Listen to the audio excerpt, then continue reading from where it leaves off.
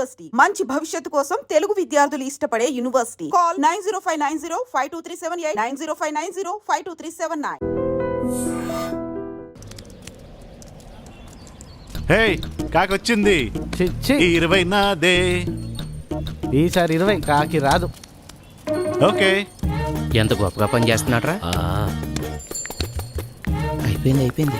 ఆ పెట్టుతో పని అయిపోయినట్టుంది. పట్నంలో చదువుకున్నాడు కదా, గొప్ప పనులు చేసేస్తుంటాడు. So I sent across the file, please check it. Okay, thank you, bye. చూసావా ఎలా మాట్లాడుతున్నాడో? అయినా చాలా విచిత్రంగా ఉంది. ఇక్కడ సిగ్నల్స్ బాగానే ఉన్నాయి కదా, మరి అక్కడే అలా ఉన్నాయి. అది అంతే అబ్బాయి, ఈ ఊరు మొత్తం మీద ఇక్కడే సిగ్నల్ బాగా వస్తుంది.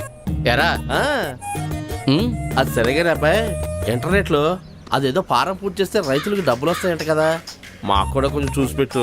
ఏంటా ఫామ్? అదేదో రైతులకు డబ్బులు వచ్చేదంట బాబు. సరే చూస్తా.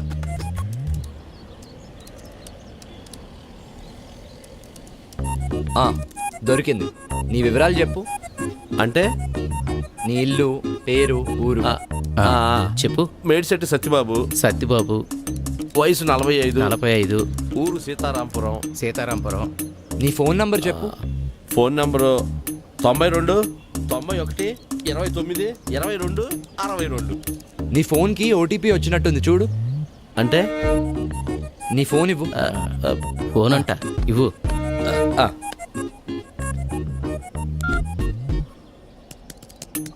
ఆ పెట్లో కొడితే నీ ఫోన్కి మెసేజ్ ఎలా వస్తుందిరా? నాకేం తెలుసు.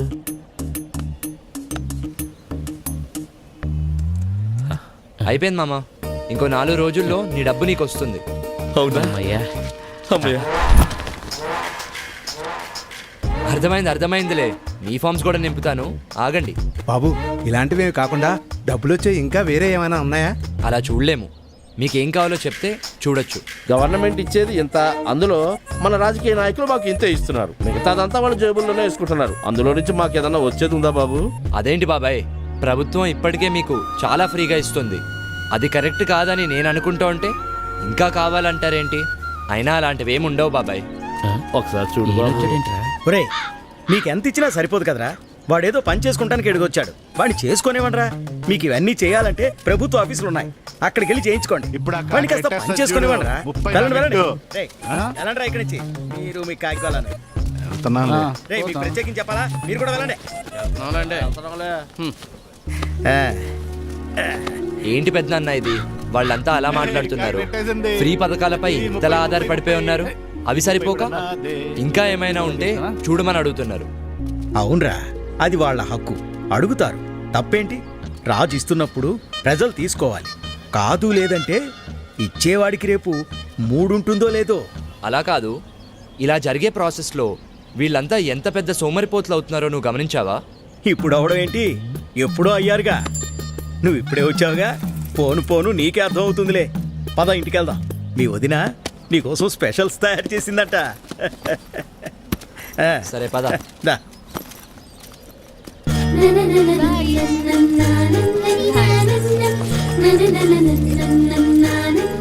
ఇంతకీ ఎన్ని రోజులు ఉందామని వచ్చావు? అమ్మని తీసుకెళ్ళడానికి వచ్చాను పెద్దనాన్న. మీ అమ్మ రానని చెప్పే ఉంటుంది. అదే ఆలోచిస్తున్నాను. ఏమ్మా కృష్ణ, స్కూల్ నుంచి వస్తున్నావా? అవును మామయ్య. ఒరే, మన కృష్ణవేణి తెలుసుగా, చిన్నప్పుడు మీరిద్దరూ కలిసి ఆడుకునేవారు కదా, మన వీరన్న కూతురు. హాయ్. హాయ్. మన ఊళ్ళో నీ తర్వాత గొప్ప చదువులు చదువుతుందనుకున్న పిల్ల తను ఒక్కతేరా. ఇంటర్లో జిల్లా ఫస్ట్ వచ్చినప్పటికీ ఆర్థిక ఇబ్బందుల వల్ల చదువు ఆపేయాల్సి వచ్చింది. కానీ ఖాళీగా ఉండకుండా మన ఊరి స్కూల్లో తను టెంపరీ టీచర్గా పనిచేస్తూ నెలకి 1200 సంపాదిస్తుంది. కానీ వీళ్ళ నాన్న తను అసలు పనిచేయటం ఎందుకు అంటుంటాడు. మామయ్య సరే, నేను బయలుదేరుతా. అలాగే కలుస్తా. అమ్మ ఎదురు చూస్తూ ఉంటుంది. బాయ్. చాలా మంచి పిల్లరా. ఆడపిల్ల కాబట్టే ఉద్యోగం చేయొద్దంటాడా? అసలు పిల్లల్నే ఉద్యోగం చేయొద్దంటాడు. అదేంటి? ప్రభుత్వం ఇన్ని ఉచిత పథకాలు ఇస్తుంటే కష్టపడి పని చేయాల్సిన అవసరం ఏంటి అన్నది అతని సిద్ధాంతం. ఏంటి పెద్దనాన్న ఇది మరీ టూ మచ్ కాకపోతే? వేరన్నే కాదు, ఇలాంటి వాళ్ళు ఊళ్ళో ఇంకా చాలా మంది ఉన్నారు. ఇందాక చెప్పానుగా మెల్లిమెల్లిగా నీకే అర్థం అవుతుందిలే పద. అభి అన్న నిన్ను వీరన్న మామ ఇంటికి రమ్మన్నాడు. కాసేపు అయ్యాక వస్తానని చెప్పు. అలాగే.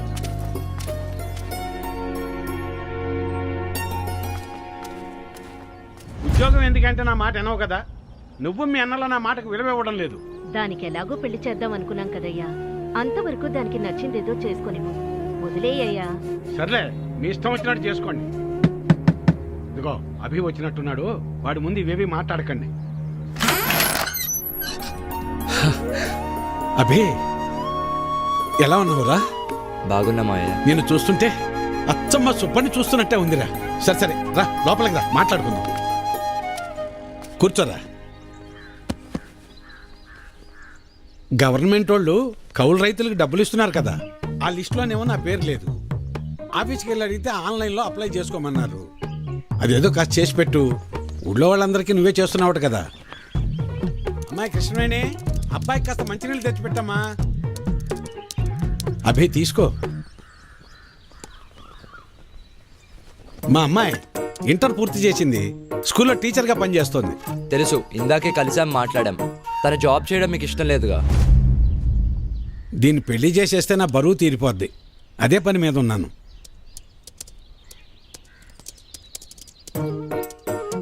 సరే, అప్లై చేసేసాను. 4 daysలో కన్ఫర్మ్ అవుతుంది. వీరి వీరి గుమ్మడి పండు. వీరి పేరేంటి చెప్పండి? లక్ష్మి. హాయ్ కృష్ణ. హాయ్. ఏంటి ఈ రోజు పిల్లలకి క్లాసులు లేవా? లేవు, ఎవ్రీ సాటర్డే కల్చరల్ యాక్టివిటీస్ ఉంటాయి. ఓ అవునా, రాంగ్ టైంలో వచ్చినట్టున్నాను. అలా ఏం లేదులే. ఏంటి ఇలా వచ్చావు? ఏం లేదు, అలా ఊర్లో తిరుగుతుంటే స్కూల్ కనిపించింది, వచ్చేసాను. అయినా వీరన్న మామ ఎందుకు ఇలా మారాడు?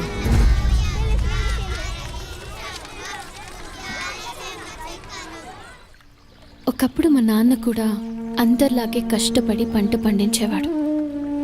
కానీ ఒక తుఫాను మా అందరి జీవితాల్ని మార్చేసింది. ఆ తర్వాత నాన్న ఆలోచన విధానమే మారిపోయింది. నాన్నొక్కరే కాదు, అలా ఇక్కడ చాలా మంది మారారు. కానీ నాకు మాత్రం అలా ఉండటం ఇష్టం లేదు. జీవితంలో ఏదో సాధించాలని ఉంటుంది. అలా అని ఊరు వదిలి వెళ్ళలేను. నాకు ఈ పచ్చటి పొలాలంటే చాలా ఇష్టం. అందుకే టెంపరీగా చేసే ఈ జాబ్తో వచ్చే డబ్బులతో బీఎస్సీ అగ్రికల్చర్ వొకేషనల్ కోర్స్ చేస్తున్నాను. నీ యాటిట్యూడ్ నాకు బాగా నచ్చింది. Amazing mind set. బాయ్.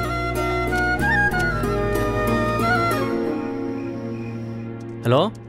ఏంట్రా, ఏంటి సంగతులు? రే అనిల్, మరీ టూ మచ్ రా బాబు.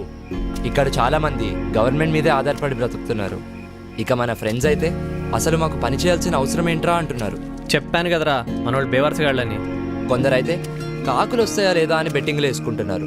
ఇంకొందరు ఉన్న పథకాలు సరిపోలేదని ఇంకా ఏమైనా దొరుకుతాయా అని వెతకమంటున్నారు. టూ మచ్ కదరా. అది వాళ్ళ తప్పు కాదురా, మన ప్రభుత్వాలు వాళ్ళని అలా తయారు చేశాయి. కరెక్టే, కానీ వాళ్ళు కూడా కాస్త ఆలోచించుకోవాలి కదరా. దానివల్ల మనకే నష్టమని. అంత ఆలోచించే జ్ఞానాన్ని కూడా మన నాయకులు మనకు పంచర్రా.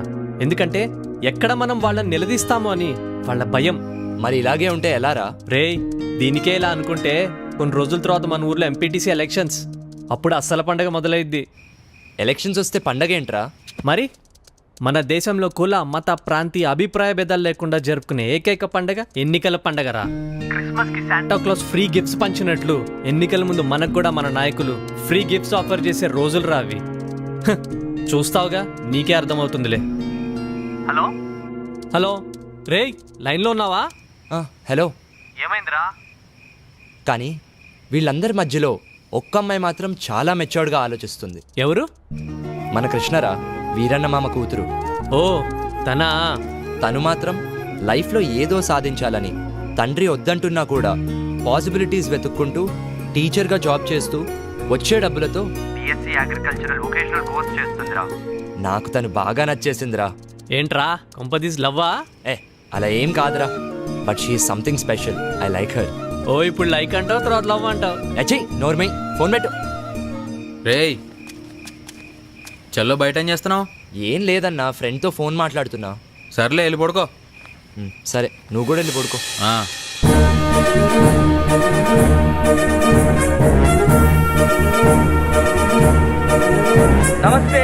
ప్రభుత్వం జెడ్పీటీసీ ఎంపీటీసీ ఎన్నికలను అనౌన్స్ చేసింది. దీంతో రాష్ట్రమంతా ఎన్నికల సందడి నెలకొంది. అన్ని పార్టీల నాయకులు తమ తమ అభ్యర్థులను వెల్లడిస్తున్నారు. 2 రోజుల్లో అభ్యర్థులు తమ నామినేషన్లు సంబంధిత కార్యాలయాల్లో ఇవ్వాల్సి ఉంటుంది.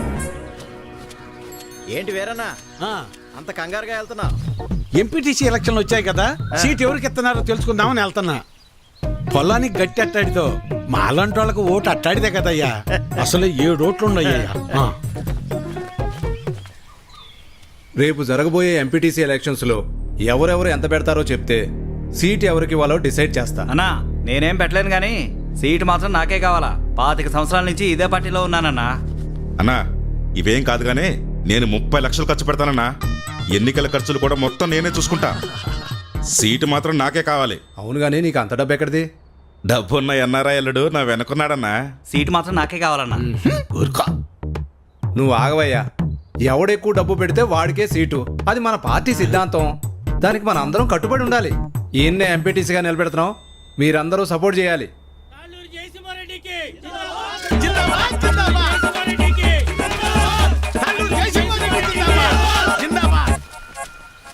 ఏంటి వీరన్నా మళ్ళీ ఎక్కడికి వెళ్తున్నావు? ఈ పార్టీ వాళ్ళు తాళ్ళూరు జయసింహారెడ్డికి టికెట్ ఇచ్చారు. ఆడు 30 లక్షలు ఖర్చు పెడతాడంట. అవతల పార్టీ వాళ్ళు ఎవరికి సీట్ ఎత్తున్నారో తెలుసుకోవాలయ్యా. కర్మభూమిలో కర్మ కట్టుబడి ఉండాలి కదా. మన కట్టుబడి ఇదే కదా. అసలు 7 ఓట్లు ఉండయ్యా. అసెంబ్లీలో సీట్స్ కి లిమిట్ ఉంటుంది, తిరుపతిలో దర్శనానికి లిమిట్ ఉంటుంది. ఏ లిమిట్ లేకుండా డబ్బులు ఖర్చు పెట్టేవాడికే ఎలక్షన్లో సీట్ ఉంటుంది. అది వీటన్నిటికంటే ముఖ్యమైనది నా దగ్గర ఉందన్నా. 40 లక్షల డబ్బు ఉందన్నా.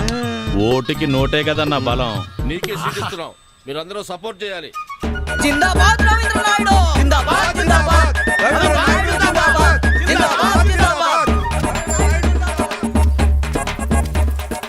అబ్బబ్బబ్బబ్బబ్బా, ఏం భాగ్యం పెద్ద ఆయన, ఏం భాగ్యం. 2 పార్టీల వాళ్ళు డబ్బులు బాగా ఖర్చు పెట్టే వాళ్ళకే సీట్లు ఇచ్చారు. చిట్టి దగ్గర అప్పడగడానికి వెళ్తున్నా. 4 రోజుల్లో ఎలాగో వీళ్ళు ఇచ్చే డబ్బులు వచ్చేస్తాయి కదా. ఆనందంగా అప్పు చేయొచ్చు. 7 ఓట్లు, పాత 6, కొత్తది 1.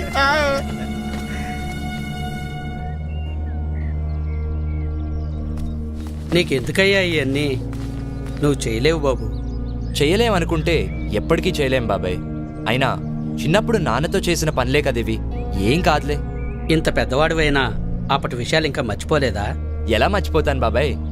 ఇప్పుడు ఈ పనులు చేస్తూ ఉంటే కూడా నాన్నే గుర్తొస్తున్నారు. నువ్వేమో ఇలా అంటున్నావు, కానీ ఈ ఊర్లో సగం మంది పొలం పండించడమే మానేశారు. ఆ వీరన్న అయితే కౌలు పనికైనా రారా, చేతిలో ఖర్చులకు 4 డబ్బులుంటాయి కదా అంటే, నేను పని ఎప్పుడో మానేశాను, అయినా పని చేయాల్సిన అవసరం నాకేముంది అంటాడు. ఇలా అందరూ ఉంటే ఎలా చెప్పు బాబు? ఆ మాట ఎంత చెప్పినా ఎవరూ అర్థం చేసుకోవడం లేదు.